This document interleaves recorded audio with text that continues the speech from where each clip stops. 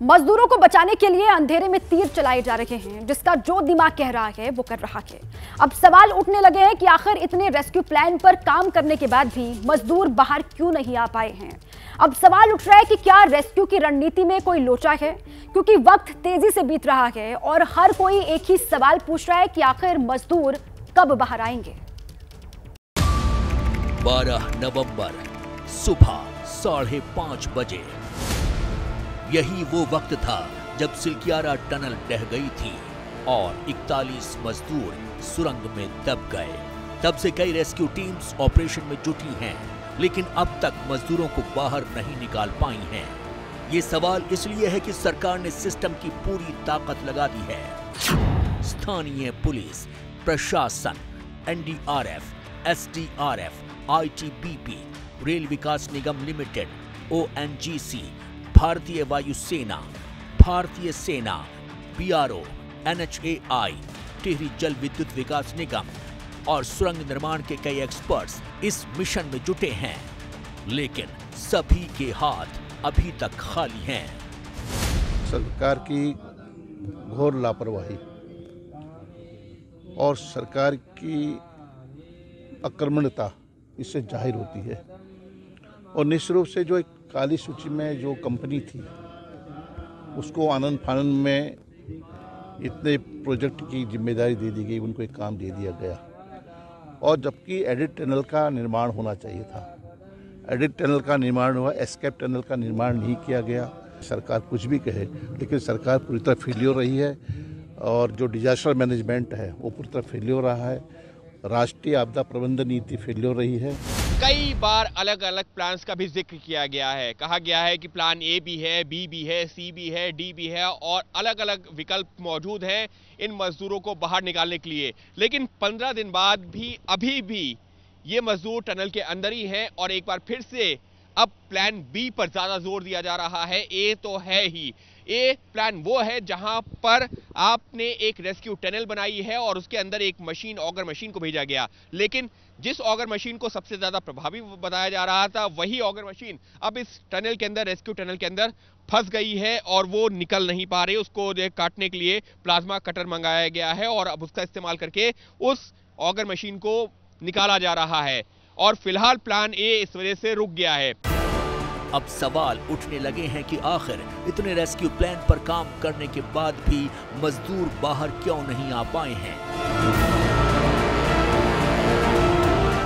वहीं कई सवाल रेस्क्यू करने के तरीके पर भी उठ रहे हैं। पहला सवाल ये कि वर्टिकल ड्रिलिंग पहले शुरू क्यों नहीं की गई। दूसरा सवाल, ड्रिलिंग मशीनों के रिप्लेसमेंट पार्ट्स के लिए घंटों का इंतजार क्यों करना पड़ा।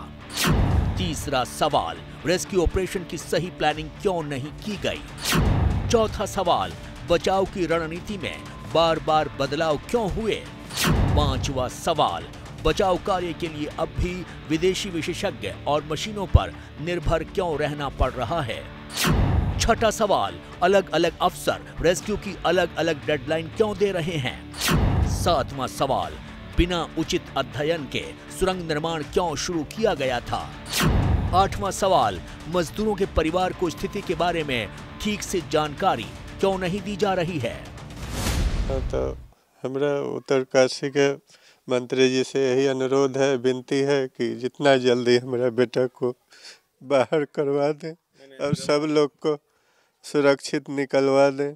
तो बारिश कृपा में बारिश के कब हमारा लड़का निकल जाए। अभी तो डेली करते हैं, खुशी का खबर आज मिले कल मिले, अभी तक तो उम्मीद में बैठे हुए हैं। दरअसल जिसके दिमाग में जो आता है वैसे ही खड्डे खोद रहा है, जबकि टनल के अंदर की स्थिति क्या है ये तक किसी को मालूम नहीं है, जिसे समझने के लिए अब जाकर टनल के अंदर ड्रोन से मैपिंग की जा रही है। देखिए, ड्रोन मैपिंग की जा रही है। ठीक सामने आप देखिए टनल का मुख्य हिस्सा है, ड्रोन आपको वहां पर उड़ता हुआ नजर आ जाएगा और टनल के पूरे हिस्से की मैपिंग इस वक्त शुरू कर दी गई है। जैसा बताया जा रहा था कि आधुनिक मशीनें यहां पर मंगाई गई हैं, रोबोट्स मंगाए गए हैं ताकि एक एक चीज की मैपिंग हो सके। और ये आप तस्वीर देख रहे हैं कि किस तरीके से जो आगे का हिस्सा है टनल का, वहां तक ड्रोन पहुंच गया है, भीतर से मैपिंग करते हुए पहुंचा है और यही ड्रोन जो है ऊपर से नीचे पूरी टनल की मैपिंग करेगा कि सामने से, ऊपर से, पीछे की तरफ से और अगल बगल की साइड से हम हमको इस टनल को भेदना है, तो इससे पहले इसकी मैपिंग होनी बहुत ज़्यादा ज़रूरी है। ये बात समझ आती है कि रेस्क्यू ऑपरेशन में परेशानी आ रही है। मलबे में भारी पत्थरों की वजह से ड्रिलिंग रोकनी पड़ रही है। लेकिन सवाल इस बात का है कि पहले हुए हादसों से कोई सीख क्यों नहीं ली? क्योंकि सितंबर 2023 बिलासपुर में एक सुरंग का मलबा ढहने से एक मजदूर की मौत हो गई थी। मई 2022 रामबन जिले में एक निर्माणाधीन सुरंग का एक हिस्सा ढह जाने से 10 लोगों की मौत हो गई थी। फरवरी 2021 अचानक आई बाढ़ के बाद कई लोग एक सुरंग में फंस गए थे।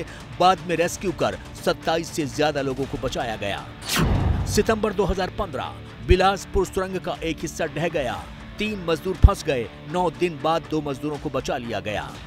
अगस्त 2004 टिहरी बांध की सुरंग का एक हिस्सा ढह जाने से 29 लोगों की मौत हो गई थी। मतलब इस तरह के हादसों से तारीख भरी पड़ी है।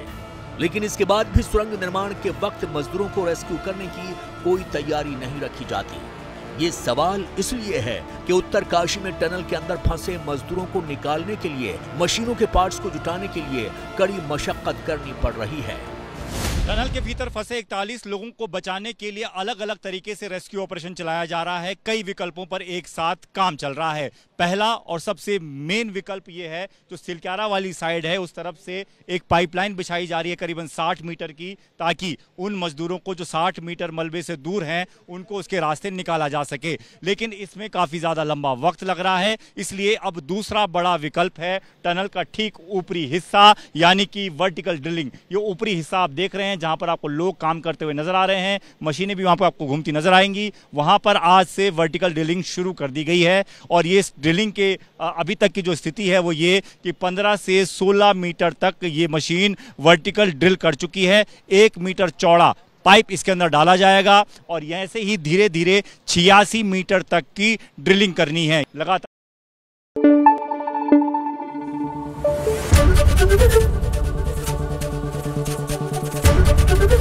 एबीपी न्यूज आपको रखे आगे।